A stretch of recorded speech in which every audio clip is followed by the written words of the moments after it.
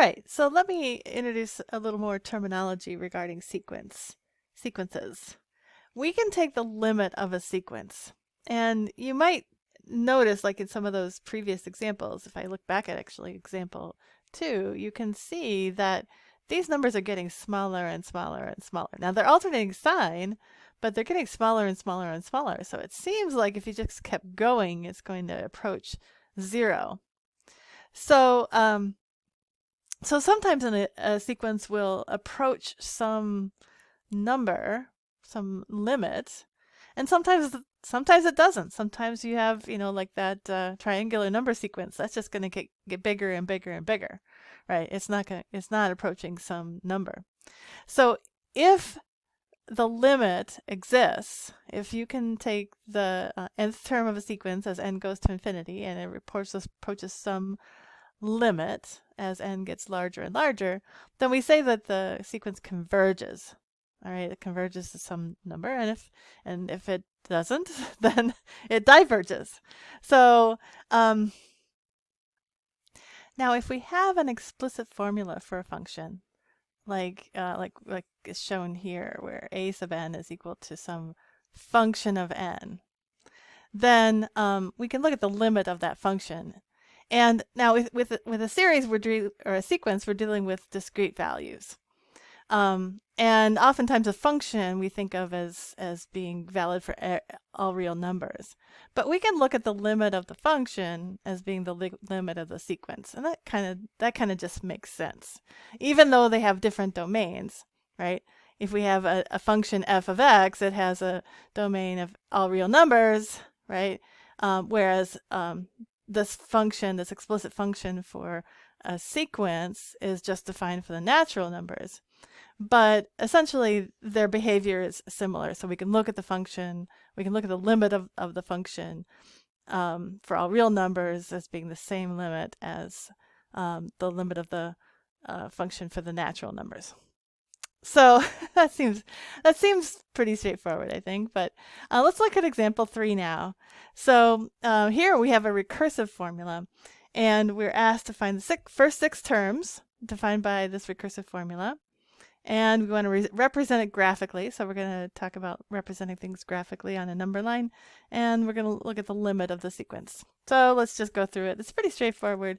So for this sequence, we just start with our seed value of 1. So A1 is just 0, as it says.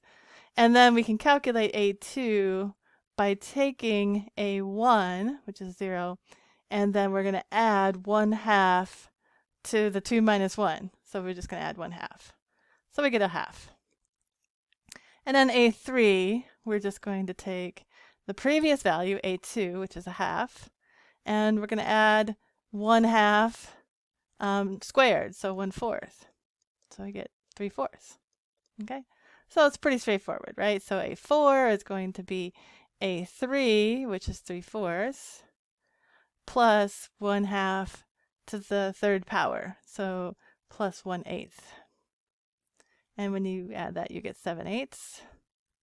A5 is just going to be the previous value, 7/8, plus, in this case, 1/16. So 1/2 to the 4th power. And we get 15/16. You can see a nice pattern happening, right? You can see 1/2, 3/4, 7/8. The numerator is always 1 less than the denominator. That's interesting. See, nice patterns. All right, so let's calculate A6, which is going to be the previous value, 15/16, plus 1/2 to the 5th, right? So 1/32. And if we do that, we end up with 31/32. All right. So that gives us the first 6 terms of the sequence, and we could represent that on a number line. If I draw a number line here, now all of these numbers are less than 1, right? So I'm gonna draw a 0 here, and let's put 1 right here. And the first value is right in the middle, 1/2. So this is A1, and then A3 is at 3/4, so let's put A3 whoops, let me see. This is a 3. This is a 2, right? A1 is actually 0. Sorry about that. A1 is here. Okay. All right. So it looks like we're just getting, we're just taking the remaining distance and getting half the way closer each time. So so that was 3/4. So 3/4 plus half the remaining distance here's A4, and then here's A5, and then A6 is half the way again. A6 gets a little tricky to write it all in there, but you could see that what's happening is that we're getting closer and closer and closer and closer to 1. So it seems like the limit as n approaches infinity is equal to 1.